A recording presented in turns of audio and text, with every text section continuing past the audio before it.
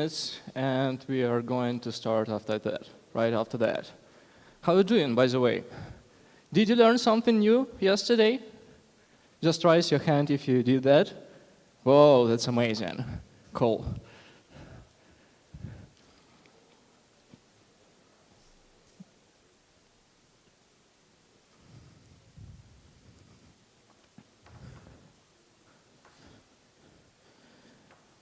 I guess we can start. Can we start? Cool. So, hello everyone, and first of all, thank you for coming, because we have a lot of, 4 different parallel presentations at the same time, and thank you for coming to my talk, and thank you for showing your willingness to learn something about Reactive. And today, before I go into start my talk, I'd like to ask you to scan this QR code and enter to the chat room.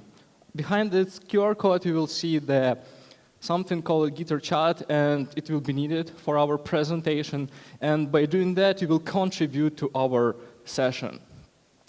To motivate you, scan this code and enter this chat room.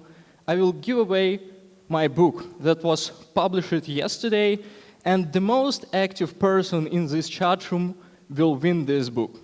So it should motivate you a bit, because this book explains everything about Reactive in Sprint, especially in Sprint 5.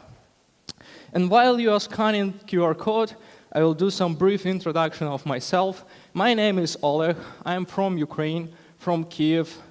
And today, nowadays, I work for Netify. Here I'm building new generation of reactive streams through the network and frameworks on top of that. Along with my work in daily duties, I contribute a lot to Project Reactor, and doing my best to contribute to my local community by supporting our biggest conference such as GEConf and DevOps, which will happen this year, and organizing some local meetups in Kiev. And what we are going to talk today.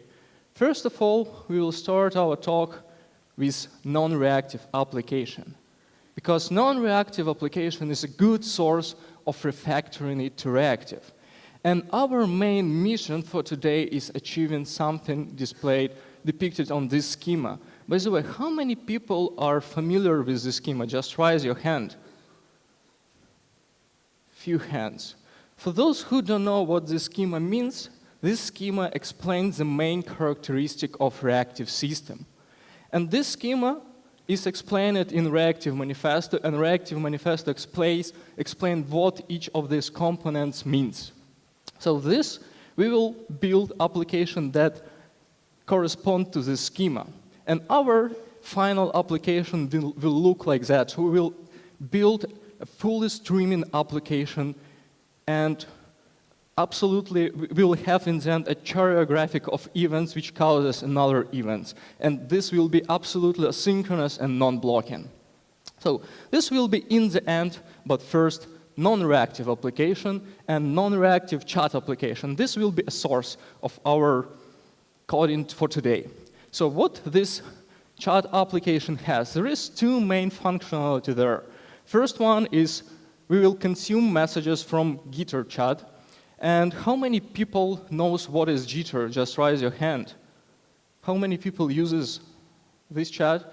Not so much. So for those who don't know what is Gitter, Gitter is a chat application, chat service, which allows you easily in a few clicks create your dedicated chat room for your open source project. So Gitter loves GitHub, and we'll consume messages from our own chat room, and we'll provide some additional functionality like calculating statistic, and here we will find who is the most active person in this room. So this functionality is in our application, and let me show it. So I'm going to switch to my browser, so we will see that there is some active persons. There. And what do we have there? On the top of the screen, we have some statistic information, like for now the most active user is me, but if someone will chat a lot, this statistic will change. And here we have the most, oh, it's changed, so it works, cool. And here is some messages in the chat. So it's really simple chat application. Let's go back to our slides. And the second point, which is the most important to understand, what is going on behind the scene in this application. First of all, let me explain what is the toolkit there. Here we use Spring Framework, Spring 4, because we didn't migrate to new Spring. We will do that during this session. Along with that, we have Spring Web MVC, which is used in order to expose some messages to the browser. And we use here Spring Data GPA plus Postgres, because Postgres is a cool relational database. And we use Spring Boot in order to easily run our application to production.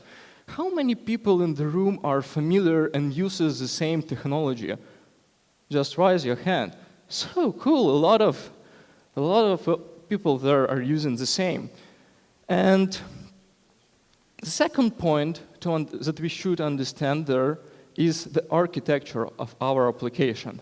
Let me explain it briefly. First of all, we have three main parts of our application. First one is user client, or simply browser. The second part is a Gitter service from which we consume our messages. And the third part is our server, which has simple three-tier architecture. So we have here controller layer, we have here service layer, and we have persistent layer. Nothing complex there. Let me show it again. So by doing that, I will ensure that nothing complex in this application. Here we have our app. So here we have, do you see it good? Or should I switch to wide zoom? I guess I should. Let me do that quickly.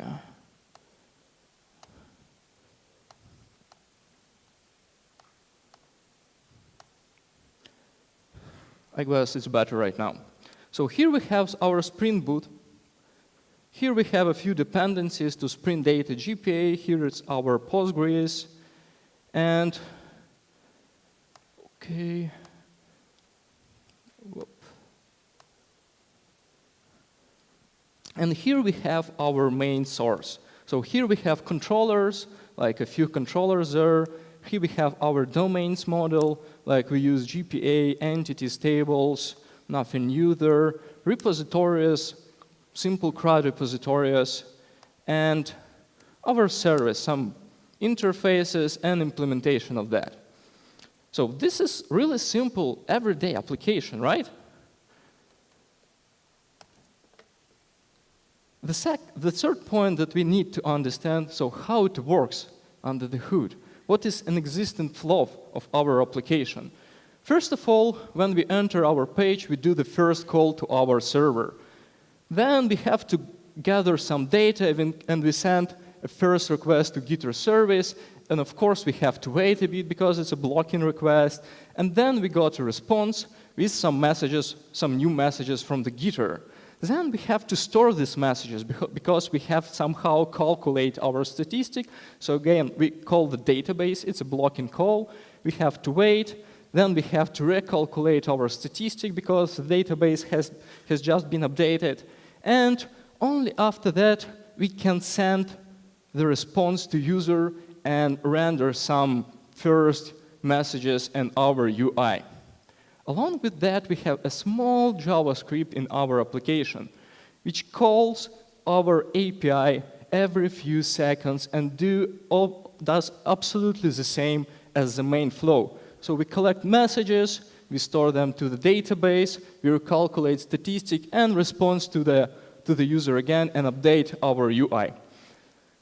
So this application just works, and first of all, let me show you this simple JavaScript, because I'm not a JavaScript developer, I'm a Java developer. By the way, how many Java developers in the room?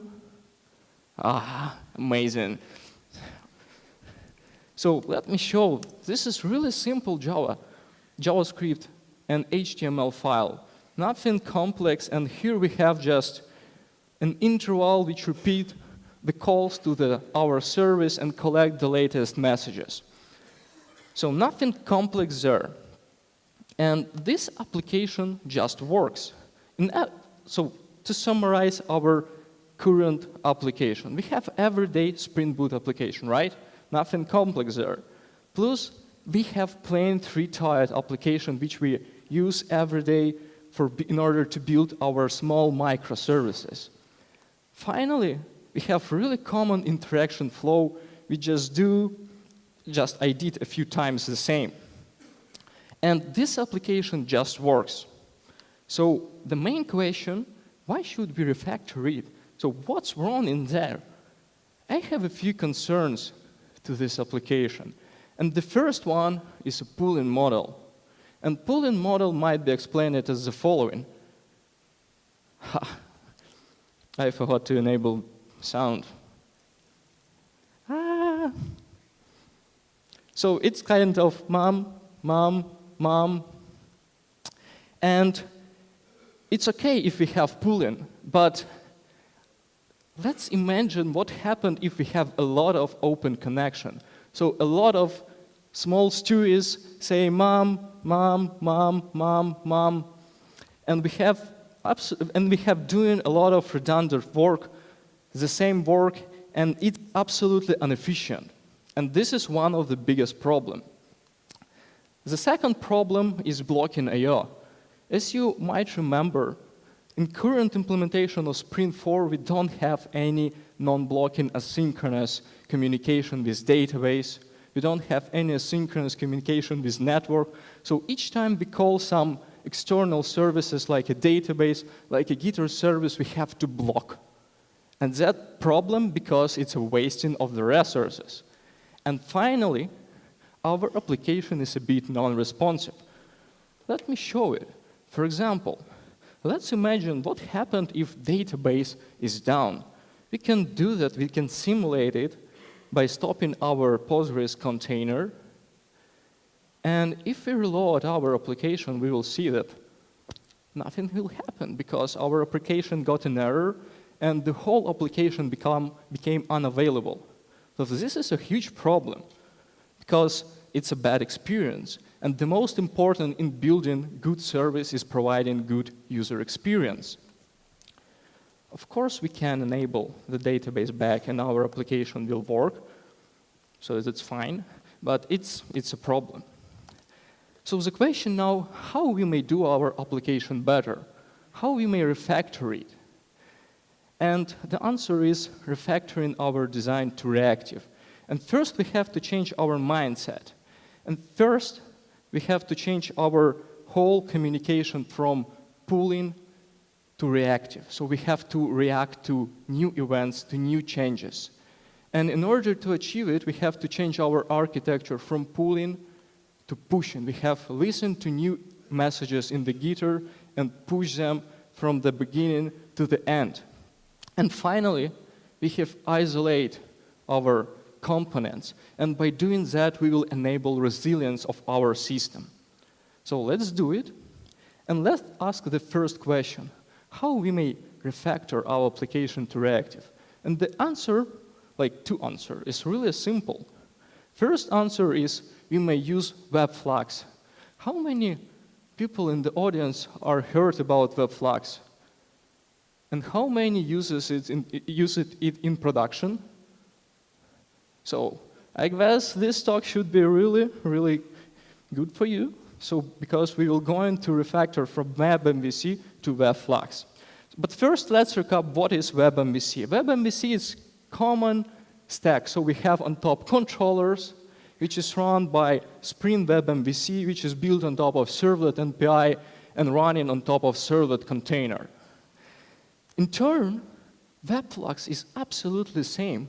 Like we have the same controllers, the same API, which is running on top of Spring webflags right now, which is used new API, new SPI, I would say, HTTP Reactive Streams SPI, and can be run on top of anything. Like it can be servlet, it can be netty, it can be whatever server engine you would build.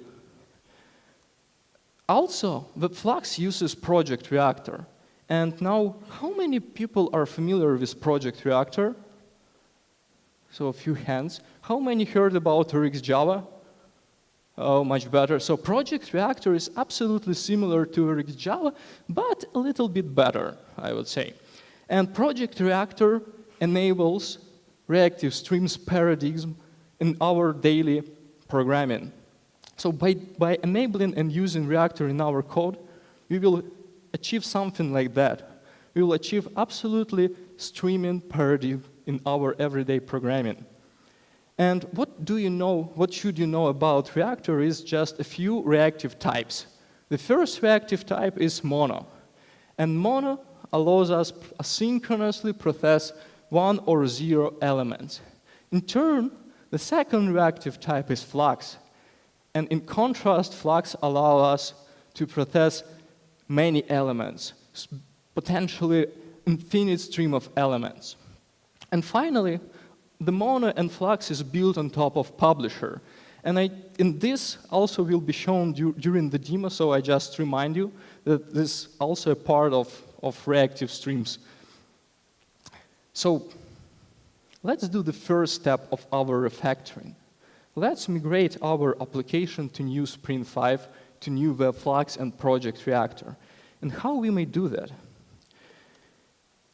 I will do, first of all, we will do our migration during the switching between commits, because I'm pretty sure you don't like to see everything, like how I coding everything in real time, and it will be better to just come across the changes and learn what has happened there and understand how it works, right?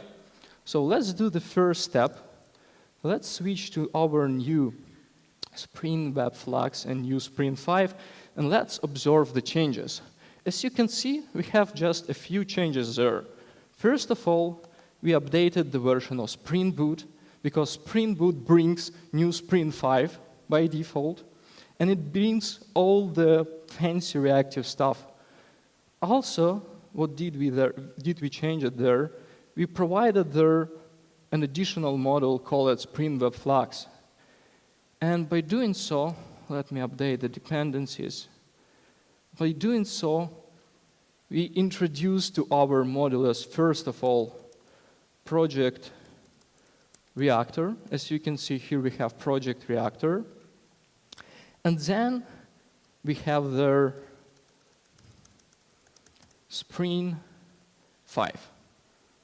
So here we have our Spring 5, our Project Reactor, and our Webflux. Yeah, here we have Webflux. So let's check whether our application still works, because it's the most important. During the migration, we just updated dependencies from the Spring Boot 1 to Spring Boot 2, and let's try to build our application. I'm building it right now, and yeah, let's clean some caches there, and let's restart our application. And it works. We just updated our dependencies from one version to another. We provided Webflux, and our application still works. Let's refresh the UI. UI still works. So it's amazing. Let's do some sum up of our first migration step. We didn't do a lot, and we achieved new Spring Webflux in place. We achieved new Project Reactor. And this just a few lines of changes, right? And this is amazing. But this is not enough to be reactive, because we just updated Spring version, provided new model, but we didn't do anything regarding changes in our API and in our programming model and communication model. So the second step in the refactoring will be refactoring of the API. It's an important step because by refactoring API, we can enable changes in the front-end part, so our front-end team can work on the changes in the API, and then you may do without changes of the API some back-end refactoring as well. So this is an important part, and this should be the first step of refactoring of our application. And first of all, let's recap what do we have there. and how our browsers and clients call our API. So on our API, we have a plain REST. And as you may remember, REST is stateless, right? Which means that the whole state is held by the browser. So browser should hold the state of the cursor, so the browser should manage all the calls. And this communication right now looks like the following. So each browser held the same state, call to the API and ask for new messages. Ask for new messages, and each browser does almost the same execution. So it asks for new message, the same message as another browser, and it's kind of redundant and absolutely inefficient. So how can we improve that? How do you think? In my opinion, we may move the state from the client to the API, because we do absolutely the same work, but on the client side. So why don't we do that on the server side? We can do that, right? So we may do the same, and once the client connects to our server, we may wire a continuous connection, like a stream, and then browser will pull new messages and share all the changes between our connected browser. However, we have a few challenges there. The first one, how to achieve server-side push or streaming between browser and client. The second challenge is how to manage our subscribers, right? It's not the simple daily work. And finally, how we can implement pooling model on the server side. The answer is really simple. The streaming or server-side push we may achieve with server-sent event. How many people are familiar with server-sent events? Server-sent event is a standardized by HTML5 and allows you easily wire one-way server-side pushing. So we will use that technology in order to push our messages from the server to the client. Then, in order to achieve some subscribers management, we will use reply processor, which easily allow us to reply or broadcast all the messages between all the subscribers. In turn, there is one additional feature in the reply processor. Reply processor is a part of Reactor API, and it enables caching. So it allows us to reply some part of the messages to everyone, to every new connection, or to every new browser, like every browser client. And finally, in order to achieve some pooling mechanism on the server side, we will use a few operators from the Reactor. We will use processor, we will use delay operator, and we will use something called flux sync in order to achieve efficient pooling. So let's do that again. Let's build our new part of the application. I'm going to switch to a new commit there, and let's observe the changes. First of all, we have changed our chat controller, which respond to our first request and send to the browser our UI. So we removed a few lines of code there because we don't need it anymore. Also, we implemented pooling mechanisms there. I will explain it later. But here we have a lot of changes. We have to rewrite part of our controller in order to achieve message sharing and some pooling mechanism there. And finally, what is the most important, we have changed in a few lines our JavaScript. So our front-end team don't need to do a lot of changes in order to achieve pushing if they have pooling. So we just changed a few lines. We provided some event source there and provided some streaming connection, and that's it. And the rest of the logic is still unchanged, like the same. So let's try to learn what we have in our controller there. So here we have some part of the Reactor API, which does some pooling. And it's okay if you don't understand that, because I prepared a few interesting slides for you, which explain what is going on there. In a few words, we have the following flow.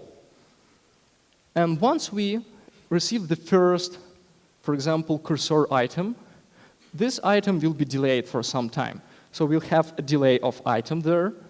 And then we have some pull-in logic. So here we call to our jitter service and start pulling our messages. And hooray, we can get some messages. And then we supply these messages using static sync. So using flux sync, or in this case, this is statistic sync and message sync, we manually may supply messages to a stream. So this allows us easily supply messages to a stream. And by the second step, we supply the next cursor ID to ourselves. So we will send the next cursor ID again to the same stream, delay it, and for example, this time we will have some network unavailability. For example, we start pulling new messages, we start pulling, and we fail. Because network or jitter service is unavailable, so we will crash. And this is a problem. However, we have another critical feature of Project Reactor, which allows us to easily recover from the failure. So using retry backoff, we may retry our pooling and eventually get new messages once the jitter service became available. And again, supply new messages to the stream and so forth and so on. Then we have some small stream there. And let me show it you again. So, in order to enable server send events on the server side, we just have to map our method, our REST controller, with get mapping, with some specific producing type, which is event stream. And by returning the flux, we will enable continuous streaming, potentially infinitive stream of messages. So we don't have to write some huge amount of code in order to enable server send event, and Spring Web Flux provide us that feature out of the box, which is amazing. And this part works as the following. So once the server is connected, once the browser is connected, we return the cached messages, and we will stream new messages once they come in, once they has come. So in order to summarize, first of all, yeah, we have to check whether it works. And yeah, we have to of course, check whether it's streaming. Now we have to update our cache first. And whoops, I guess we have to restart our application.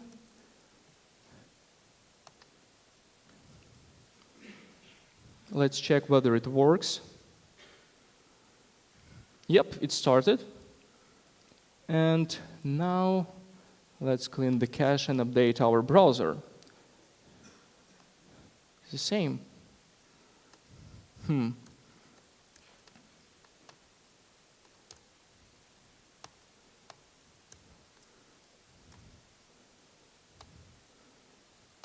Let's check it again.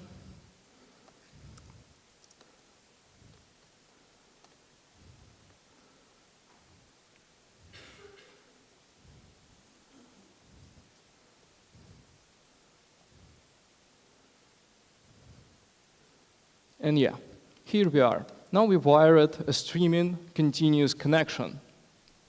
So it works. And let's check whether our application start better. Let's try to, for example, disable the network. Let's see what is going on there. So after doing that, of course, we have no messages. But if we restart our application, the same UI will be displayed. So even if we have no connection with network, everything will be fine. And user will see some messages, will observe some messages. And if we enable back our network, we will see new messages after that.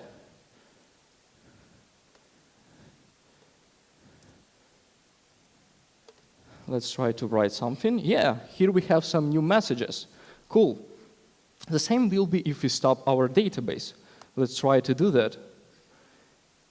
And again, our application works. Amazing.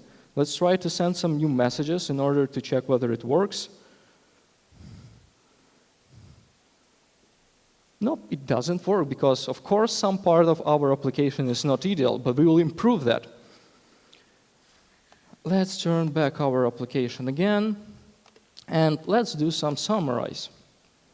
First of all, by doing this migration to new server-side pooling and message streaming, server-side message pushing, we have achieved new, better optimized resource usage. Because now we don't have to respond to any new request for messages, counting the fact that this is the same request for the same messages. Then we easily enabled caching. By applying new reply processor from Project Reactor, we can easily achieve caching, and at the same time, we can manage resource because it's done under the hood. Because processor is kind of collector of subscribers. Between these subscribers, he can share all the messages. And finally, we can broadcast easily, right? So nothing complex at some level there. And finally, we achieve better responsiveness of our application, which is better because better or more responsive application, it's more money for our business. Okay, the third step of our migration should be removing of all blocking operation. And at this step, we should use only non-blocking, because non-blocking, it's again, better resource usage. So how we may do that, and what challenges do we have there? The first challenge, we have to achieve asynchronous and non-blocking communication from end to end. And the main problems here that, first of all, our database communication, for example, JDBC communication is blocking. How we should communicate with the network? Do we have some asynchronous non-blocking client? Let's see. First of all, we have to change all communication and all connection between our components within our system. So all components, instead of synchronous imperative type like object, should return mono, because mono is a synchronous non-blocking call and response. In turn, in case if we have some iterables or collection of elements, we have to replace this collection or list of elements with flux, because flux allow us easily streaming the many elements. However, there is some exclusion from this rule of migration. In case sometimes we have one object, but when we migrate from pooling mechanism to pushing or message streaming, we have to change one object to a stream of objects, and we will see that in the future steps of migration. So the second part is how we may achieve non-blocking communication. For example, we use, in order to achieve some messages from the Gitter REST template. Fortunately, Spring Web Flux provide us with new non-blocking web client. And web client interface looks like the following, but the most important part there is we use reactive types.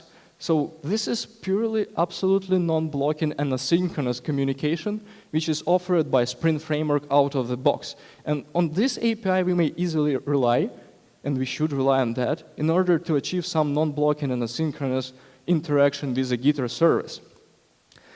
The second part, we have to migrate our communication with database, and we have to change our CRUD repository to reactive CRUD repository. And reactive CRUD repository under the hood looks like the following. So we have the list of the same methods which returns again mono and flux, which is the most important. But there is some problem. We use Spring Data JPA, and Spring Data JPA is blocking and won't be non-blocking and reactive in the nearest future. However, we may change our JPA and downgrade to JDBC, and replace our JDBC with R2DBC. And R2DBC is a new amazing project from Pivotal, which allows us achieving the following. First of all, using R2DBC, or reactive relational database access, we may achieve reactive database access. The second point, R2DBC under the hood uses Reactor, which means it communicates using reactive types. And finally, R2DBC is supported by Pivotal and is well integrated with Sprint Data, and there is Sprint Data JDBC and integration with Sprint Data R2DBC. So we may rely on this project in order to achieve non-blocking and reactive communication with database, in our case, reactive communication with Postgres. So let's do that. Let's see how to achieve that.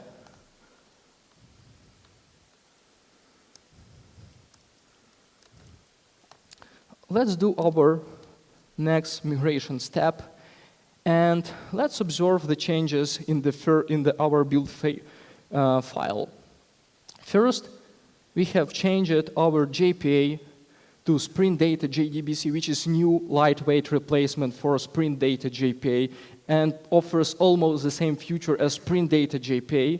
And here we use some special version which allow us using R2DBC. It enables us communication and integration with Sprint Data in R2DBC. And here we, instead of Postgres SQL, bring some R2DBC Postgres client, which allow us asynchronous and non-blocking communication. Of course, during this migration, we will have a lot of changes, and we have changes in all the stack. So let's first look at the changes in our repositories. As you can see, we just changed our CRUD repository to reactive CRUD repository, which brings the same feature as CRUD repository, but allow us communicating reactive and non-blockingly. We have the same in message repository, and as you can see, we have the same, almost the same, if we compare it with the initial user repository file. We had some queries there to the database. So we have just a few changes here. However, R2DBC and integration with Sprint Data is quite fresh. I would say too fresh. So we have to do some additional configuration there in order to provide manually our repositories, in order to use some factories and internal stuff. But that's only because it's a bit fresh. It was announced in the previous months at Sprint 1 platform, and it will be developed and continuously improved by Pivotal and by Sprint Framework and Sprint Data team. So it offers a lot of future, and I hope this project will have a future, of course, and I believe in that. And let's first of all see whether it works, because we did a lot of changes there. For example, we changed here implementation of our access to the statistic, and here we have to rely on streaming API, and we have to do some hacky things with R2DBC and Sprint Data R2DBC in order to make it works. So let's see whether it builds. Yep, it works, and let's see. Yeah, it works. So let's check. Yeah, we have new messages there. And let's check whether we improved our resilience right now with this project. Let's try to stop our database again. And let's to reload our application. It works. And let's try to write some new messages. No, it works. Cool. The database is unavailable, as you can see. So the Postgres is unavailable, but our application is working right now. So it's better by just moving from synchronous blocking to non-blocking and asynchronous, we can achieve better resilience, which is good. So let's back to our slides and let's do some summarizing of what we saw. First of all, again, by moving from blocking to non-blocking, we achieved better resource utilization because we can use fewer threads, and by doing that, we can achieve better performance and better resource utilization. The second point, by moving to new non-blocking communication with Gitter, let me show it. I forgot to show you how now we communicate with Gitter. Let's see. Here we have a Gitter service, and previously we had a REST template there, not there, but there. So here we had our REST template. Here we have REST template, and we do some communication with the network using REST template. And now we use web client from Webflux. And web client allows us writing asynchronous non-blocking communication, and we may use, for example, in this case, in order to achieve some list of messages, you may call to achieve some list of messages in a synchronous way. And yeah, let's go back to our slides.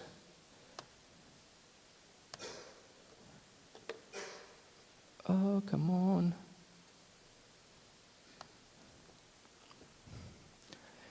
And the final point, we use here R2DBC. But R2DBC is a bit fresh. I would say too fresh.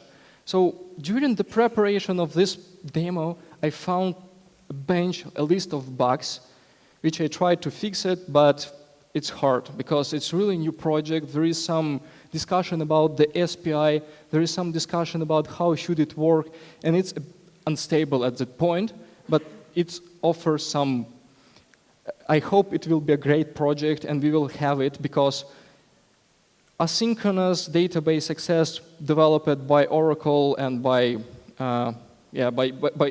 JDK team is a bit like I would say it's doesn't offer absolutely reactive access to database.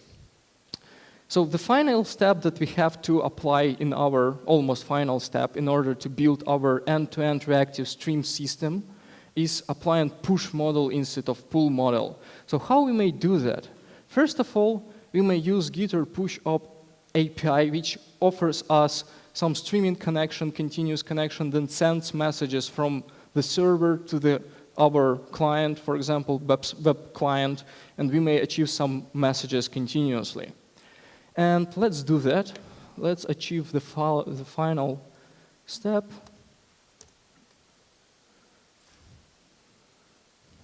We have to, let's build our application. Let's restart it.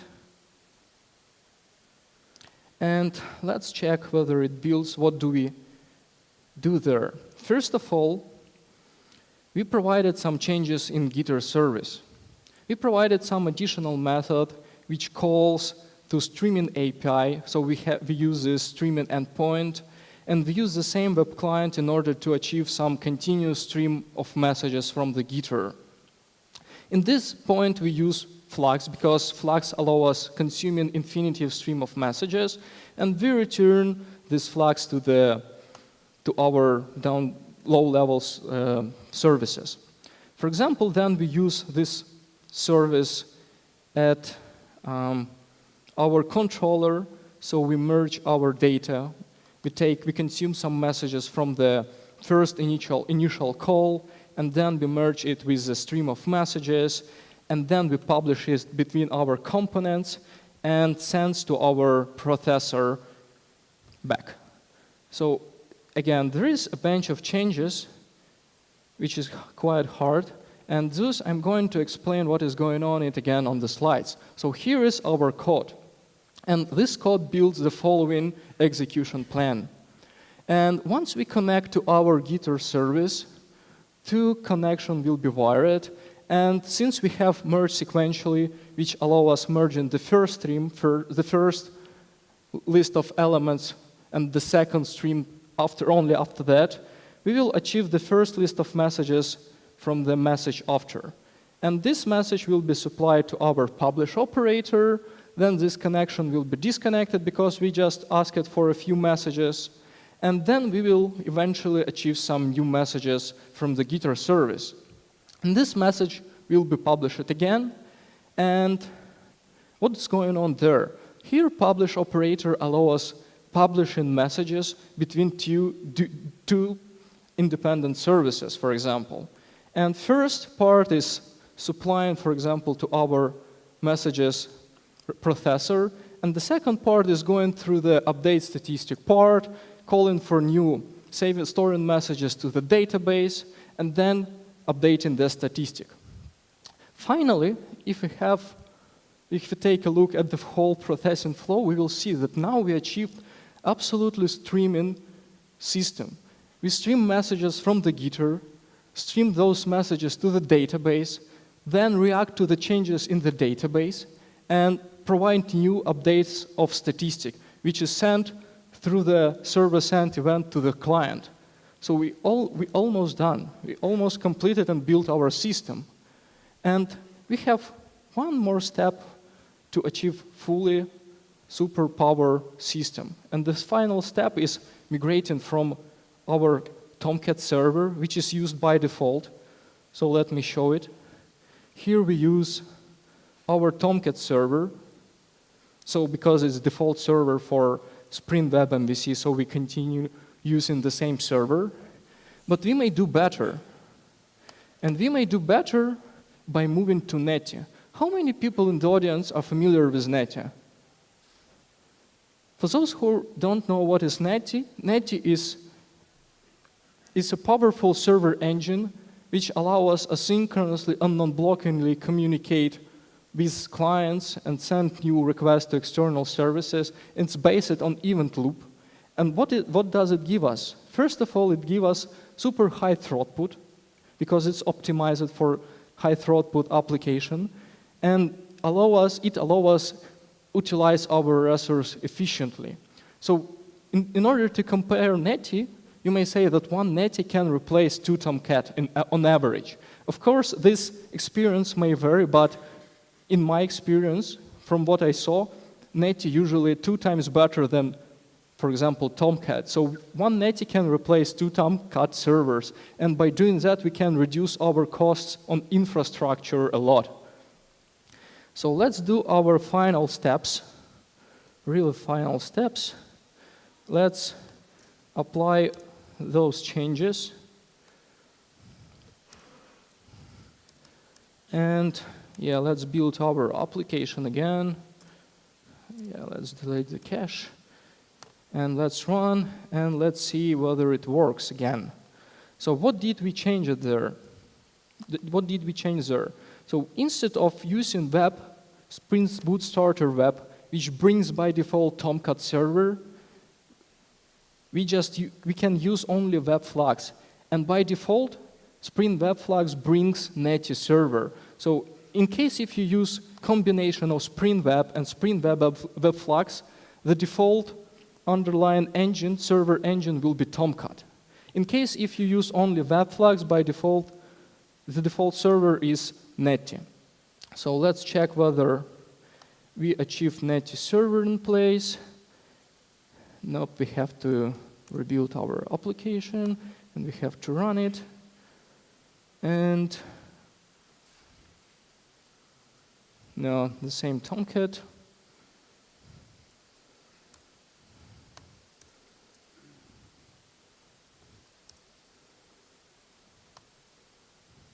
Do I have the network? I hope I do.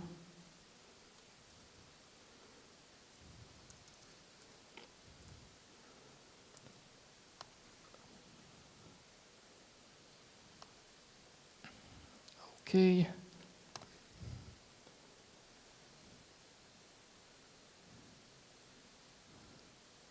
Yeah, here we are. We have Netty server there. So now we're running on top of Netty, and let's check whether application works. No, it doesn't. Why it doesn't? Because our database is unavailable, of course. And if we restart our database and try to run our application again, yeah, it will be working. Hooray! Our application works. It works on top of Netty. And let's do some final summary right now. This was our main goal. And let's check whether we achieved the system depicted on this schema. First of all, are our application resilient? Let's check it again. Let's try to, for example, disable the network. Let's try to reload. It works. Let's try to disable database and reload application. It still works. Enable network. Start sending data into the chat. Yeah, and we start achieving new messages. Of course, those messages are waiting in order to be stored in the database because database is unavailable. But once we run the database again, and for example, let's check what is going on in the database. Let's check the new messages.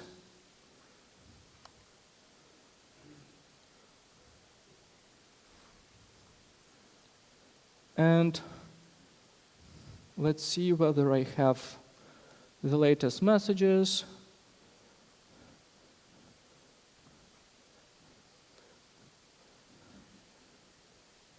Okay, it should be there. We don't have the time to play with that. And we have resilience, because now we can disable, we can remove everything. We can make unavailable the network, we can make unavailable the database, and our application will still work. Then we have a message-driven system because we use Project Reactor. And Project Reactor allows us to communicate between components asynchronously and non-blockingly. And just by enabling those two components, we can achieve responsive application and bring more value for our business. The only point that is missing there is elasticity. And unfortunately, we can scale our application in order to achieve elasticity. For now, we have monolith application. However, I would like to add one more thing. We can achieve elasticity by migrating our application to RSocket and Proteus project. RSocket is a new generation of streaming across the network. So it's a new protocol which allows us wiring the same stream of messages through the network bounds. And Project Proteus is built on top of RSocket and has a good integration with Spring and allows us building and using the same Spring feature with RSocket. There is a last step that move our application to Proteus and RSocket. So I will encourage you to play with that. You may do that but at home. I will share the code. However, we have to take away something from this presentation. First of all, we have to remember that asynchronous non-blocking communication between components can be achieved using Project Reactor. Then, in order to achieve broadcast and caching, we may easily use reply processor, which is a part of Reactor API. Then, in order to achieve resilience and isolation, we may use timeout and retry. For example, we use that in a few points in our code. For example, here, if we have some database unavailability, we may easily enable some features like histories by using timeout. And we can retry some errors using retry backoff. Then, in order to migrate our application from synchronous blocking to asynchronous non-blocking, we have to migrate our types from synchronous to asynchronous and reactive. Finally, we may use R2DBC. R2DBC is a fresh new technology, but it offers a lot of new reactive features. Finally, in order to make better our cross-network communication, we can use REST template. We can use, instead of REST template, web client, and instead of WebMVC, we may use WebFlux. Finally, in order to achieve full reactive system, we may migrate from Tomcat to Netty, and I guess that's it. Finally, we have to understand what is the disadvantages, because all we are developers, and we have to understand what is the disadvantages of this technique, of reactive technique. And the first disadvantages of this technique is understanding. We have a lot of operators in Reactor. This is a new, absolutely hard to understand paradigm, and it's hard part to learn it. Sometimes during the migration, we have to rewrite everything from scratch. And this is another disadvantage of this. And finally, R2DBC is quite fresh. It works with Postgres, it works with H2. Now, Pivotal are talking with MySQL team and MS SQL team. So in the future, we will achieve integration with those databases. But for now, it's quite fresh technology. And finally, debugging is a challenge. However, there is a list of advantages in this technique. The first part is reactive system. And reactive system can be easily achieved with Spring Framework that we love. Using Spring Framework, we may improve our performance and throughput and latency of our system by 2 or 3 times. And finally, by using the same Spring Framework, we may improve our resource utilization and reduce the cost on the infrastructure. Finally, I would recommend you to read some of these links. For example, understand why we should move to reactive, then play a little bit with Webflux, and learn about R2DBC. Finally, I would recommend you to read some Netflix experience. This company uses reactive everywhere, and they understand how it works, and they may share their pitfalls and benefits of using reactive. Finally, the presentation is available by the following link, and the code is available on this QR code. And now the time of the sharing the prize. So let's stop our server, let's stop our database, and Darius Midlars, I'm glad to say that you are winner of this book. Come to me after this presentation and I will share this book with you. And thank you a lot, and I'm welcoming to ask as much questions as you want to ask, but in the backstage, because we don't have more time for them. And thank you, and have a nice day.